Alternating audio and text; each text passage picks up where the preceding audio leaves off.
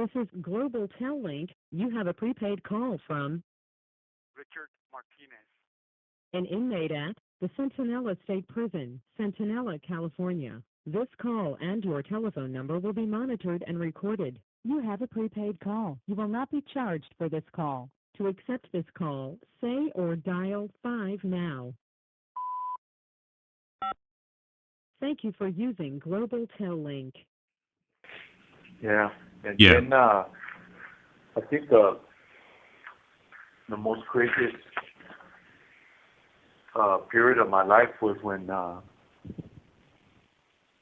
back in 1996 I was, I think, 25 years old. Yeah, 25, 26. I was asked if I wanted to become a member, and I had accepted. And at the time, the books were closed, and my padrino were two members, Vieto from Sinaloa and Popito from Venice, and they pushed it through. But the books were closed because there was an internal war going on between the older ones and the young ones. But unfortunately, and for some, but fortunately for me, the member that was bringing me in, the primary one, which was Prieto from Sinaloa, he was actually a very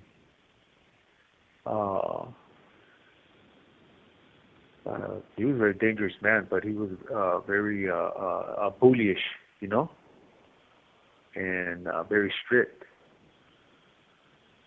And he too much. He overdid it. He was doing it too much, and so the older members and the members in the commission had told him, slow down, you know. But like every member, sometimes it gets to their head. They become prideful with that, and so they believe that they're in the same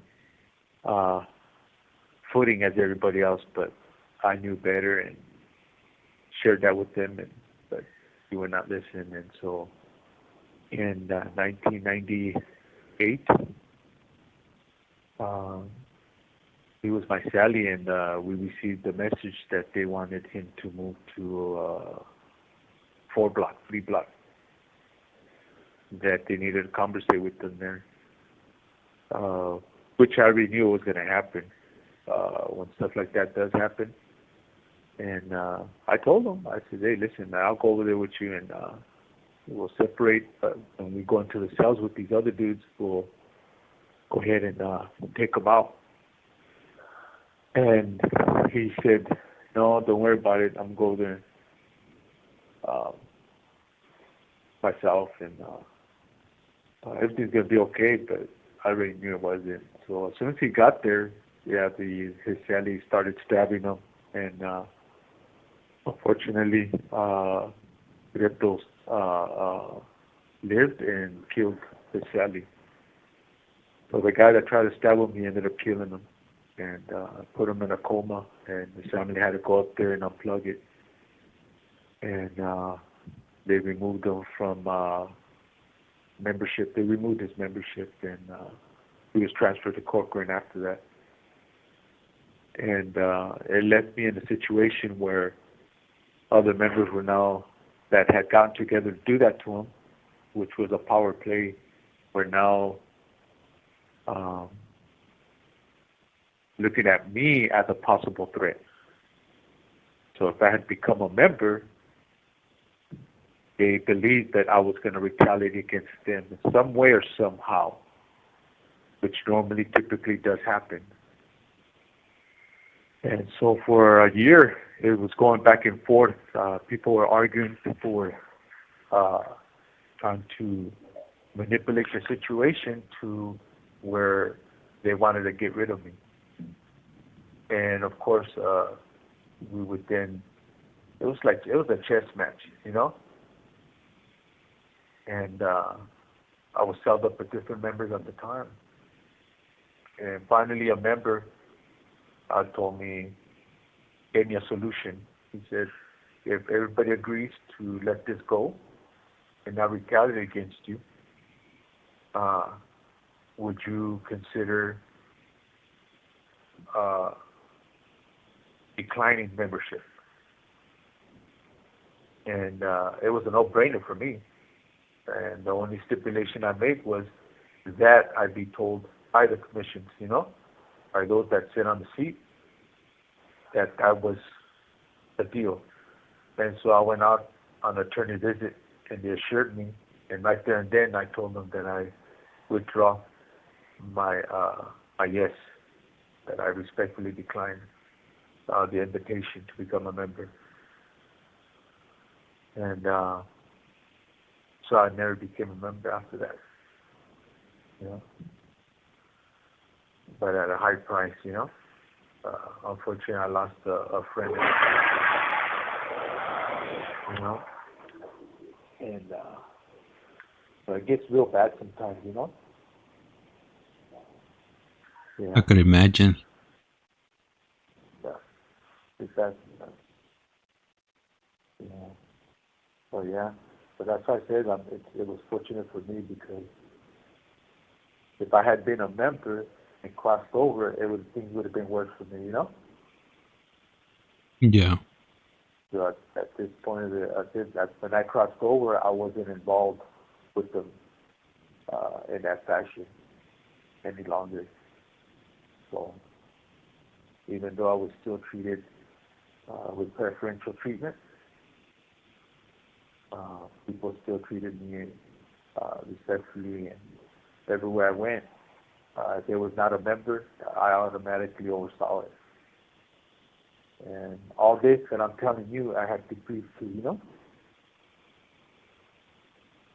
So what's the debriefing process like? It's very detailed. This call and your telephone number will be monitored and recorded. They basically ask you for your auto, right? Write an autobiography about yourself. And when you started gangbanging, who introduced you to that, what you've done, what members did you know, what associates did you know, the criminal activity that you were involved with, and stuff like that. And so when I went through it, a lot of us tend to be more protective of what we know, because we know the consequences of it, right? And so a lot of times they would come and tell us, nope, you're lying about this because we already know about this. You know? So we're like, yeah, all right. So if you're not forthcoming, you spend longer in the shoe until you're forthcoming. So I had to write everything I knew about the 1 things that I had, everything that I did. I couldn't speak on nothing else because I didn't know the other members that way. So there was only to a certain extent, and they checked it, and sure enough, everything I said, I touched on truth. You know what I'm saying? So there was no lies that I got caught in or nothing, because if you do, again, they won't make release from the shoe. And when I tell you that they know a lot of stuff, they know a lot of stuff. You know, so much so that when OCS came to see me from Sacramento to finish the process, I had to sign the paperwork of my auto, and when I looked, they go, we've received information from you about you since you stepped into the county and when you were on the street. And everything you said, unbeknownst to me, someone else had left that year in another prison and touched on certain things as well. So all that goes to a certain office or a certain place where it all gets put together. You know what I'm saying? And, So they're just gathering information as far as back as you could think. yeah, and there's members that cross over that debrief, but they go above and beyond. In other words, go to court. They create indictments and stuff like that. And yeah, I never reached that level. My level was at the lower level, and so mine was basically validations of associates and members, and that's it. You know. Yeah. And, which I'm glad, because on this side, when you cross over, people hold it against you as well. There was a couple of people that came over that were testifying and going to court on people and had people arrested and stuff like that, or houses hit. And so the consequences are not as great, but they still, you find yourself getting jumped on sometimes and stuff like that, you know? And I remember when I was crossing over, a member by the name of Jack Tomasusa, right away, we were about to be, we had our SNY status. Well, I had my SNY status. Right away, he was like, hey, when we go to Kern Valley, let's stick together, you know? And I'm like, hell no. I said, I know that I got to deal with people on a personal basis, and because I had a lot of people hit that came over here, you know, and I had people removed if they came over here. I told them, that's what I did. What you did, you put a green light on an entire neighborhood, you know. I said, you're dealing with something different. Go, hell no, we're not going to stick together. This call and your telephone number will be monitored and recorded. And I'll deal with my issues, you know? And when I got out to those yards, it was nerve-wracking, but like I did everything in my life, anytime I saw an issue, I confronted it, I dealt with it, and I nipped it at the bud. So as soon as I got out to these yards, I sent word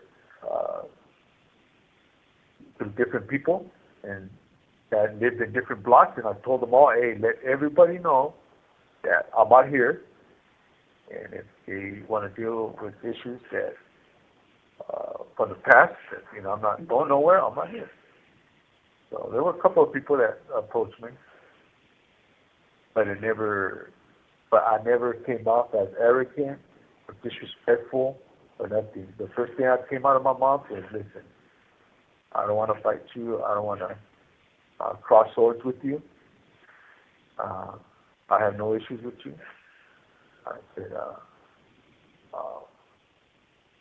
and I don't want no problems with nobody. So we can go from there, and that's it. Or if you want to take it to another level, we can.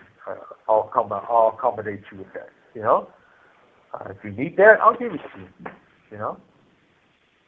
So it that played in my favor because again, I was not arrogant about it or disrespectful about it. I was humble about it, and you have 60 seconds remaining. Many of them we left mutually, respectfully, just separating each other. You know, to say, you stay in your lane, I stay in my lane, like that. You know, it worked out all the way around.